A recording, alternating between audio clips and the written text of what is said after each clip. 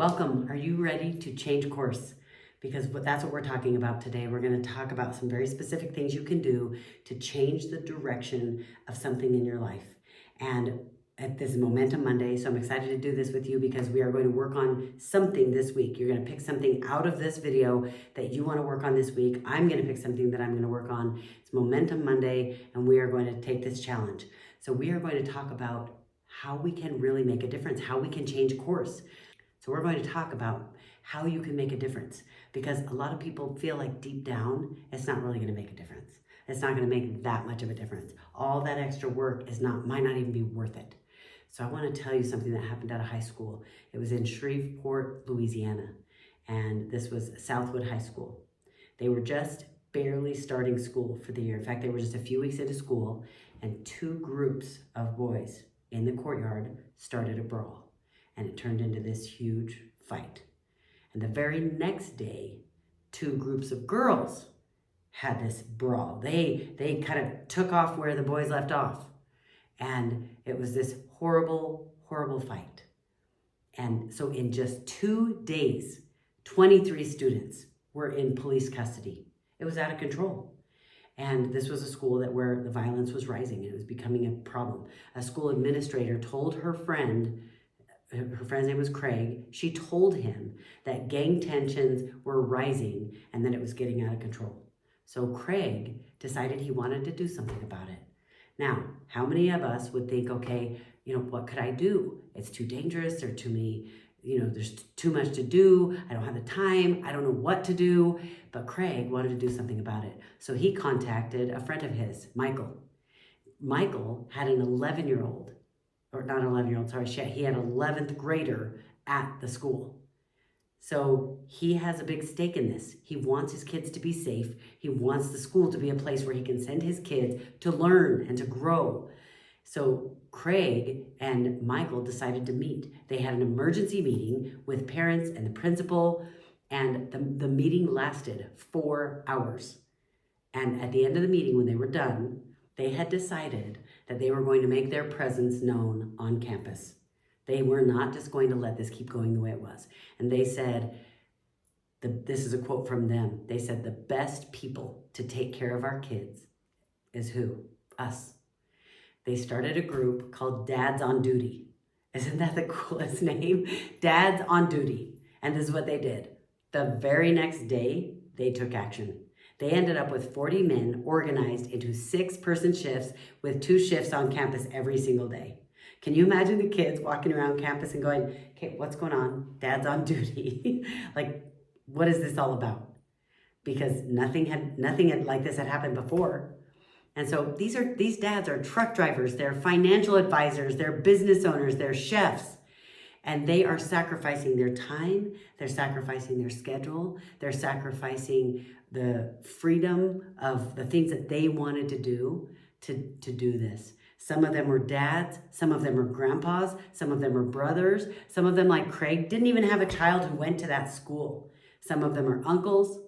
So these men banded together, and Craig, who started the whole thing, didn't even have a child at the school. But he wanted to make a difference. He felt like it mattered. And he just wanted the teens in his community to know that they have support.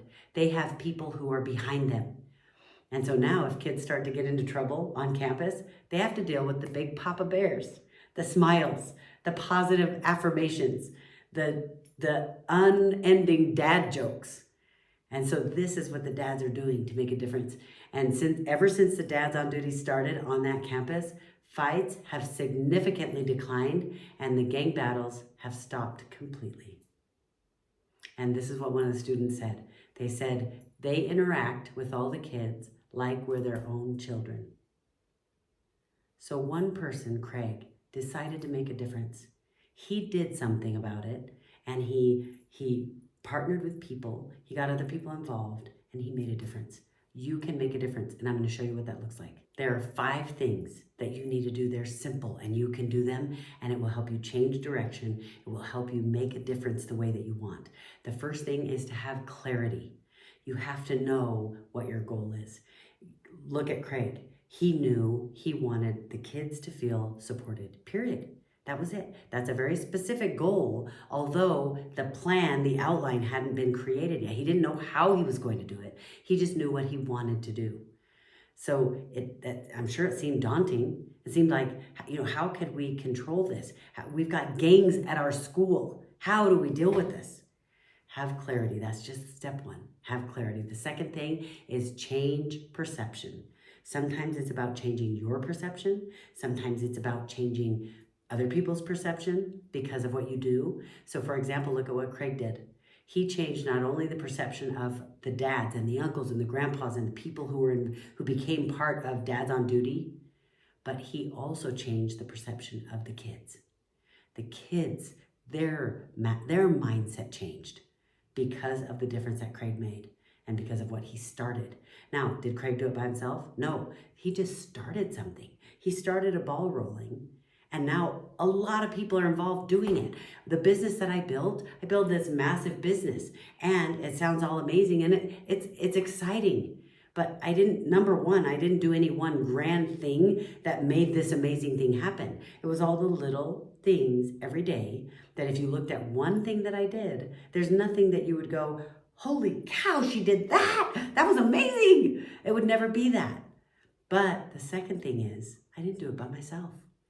There's no way that I could have built that business without hundreds of thousands of leaders who wanted to learn how to grow and who wanted me to train them in the business and who found other people to train them, found other ways to learn and grow. And we all worked together to grow this massive business. And it also wouldn't have happened without all of our customers. We needed customers who wanted to buy the product, customers who would do their part to spread the word because they love the product. So you do it together. So you have to change perception. And one thing I want to throw in there about perception is you've got to have a piece of gratitude.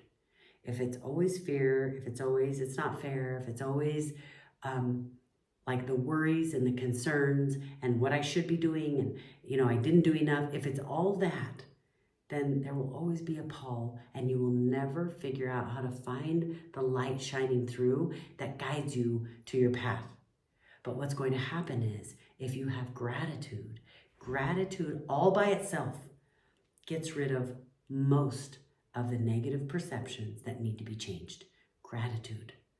So think on that. That's going to be mine for this week. I'm going to work on having more gratitude for the things around me. When things go wrong, when things are frustrating, when life doesn't happen the way that I want, I'm going to focus on the things that I can be grateful for. And I'm going to pay attention to how that changes the way that I feel. And I know it will change my perception. The third thing is I want you to be learning. You've got to be constantly learning. You are where you are because of what you know and because you've been practicing the best of what you know so far. But the more you learn, the more you're able to step outside of that into a different arena, into a different place, a different thought, a different mindset, and thinking outside the box, where before that wasn't even something you would have ever thought of. But because you learned, because you read books, because you educated yourself more, because you listened to podcasts, because you made sure that you were learning and growing, you now have 5, 10, 20 more pieces of possibility to add to what you already had inside of you and inside of your mind. So be learning. That will change everything. The fourth thing is practice self-motivation. Okay, now, how do you practice self-motivation? What do I mean by that? Self-motivation is simply doing something that needs to be done, period. Sometimes you feel like it, sometimes you don't. And that's okay. You don't have to feel like it. But what I want you to do is if in the evening, let's say, you have goals, you have dreams, things that you want to do, you want to prep for the business that you're building, or you want to move to the next level in your business, or you want to enhance your relationships, but then you get home at night and you're tired. And so you turn on Netflix. You pull out your phone and you start scrolling through social media, just kind of deadheading. This is what I want you to do. I want you to pick one thing a day that you're going to do. And it doesn't matter if you don't feel like it. It Doesn't matter if you do feel like it. Just do it. Just one thing. Just one. You can do one. And I want you to do it anyway. Before you turn on Netflix, before you go binge on the ice cream, before you go do the thing that is your comfort so that you don't have to face hard things, I want you to pick one. Pick one thing every day and practice self-motivation. So that's what I mean. The fifth thing is meditate. The research and science has shown that people who meditate, whether it's prayer or having calm time or breathing practice, like being at peace, getting other thoughts out of your mind, people who do this are significantly more successful. They are more healthy. They have more energy. There are so many pieces to this that become important. So I want you to practice meditating. My meditation is prayer.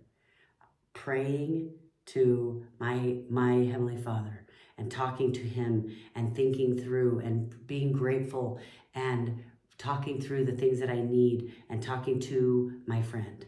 That's what my meditation looks like. Sometimes my meditation looks like affirmations. Sometimes it looks like other things, but to me, prayer is the most important part. So pick out of those 5: clarity, changing your perception, including, don't forget the gratitude. Number 3 is be learning. Number 4 is practicing self-motivation, and 5 is meditate. Pick something out of one of those 5 that you're going to take a challenge for this week, that you're going to work on, just that one thing, just one, so that it's not overwhelming. It doesn't feel like it's not doable, but we're going to do this together. And I told you mine is, what was mine? Oh, changing perception.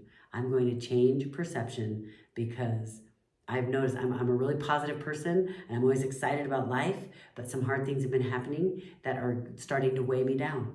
And I can tell a difference. And my perception is getting a little bit more negative than normal. And I want to change that. I don't want to be that. So I'm going to work on that this week before it gets so out of control that it's really hard work. Right now, it'll just be, some effort. All right, you got this. Do your thing in the comments. Tell me what you're going to be working on. I'm always excited to hear. And you know the drill. Don't just think different. Be different.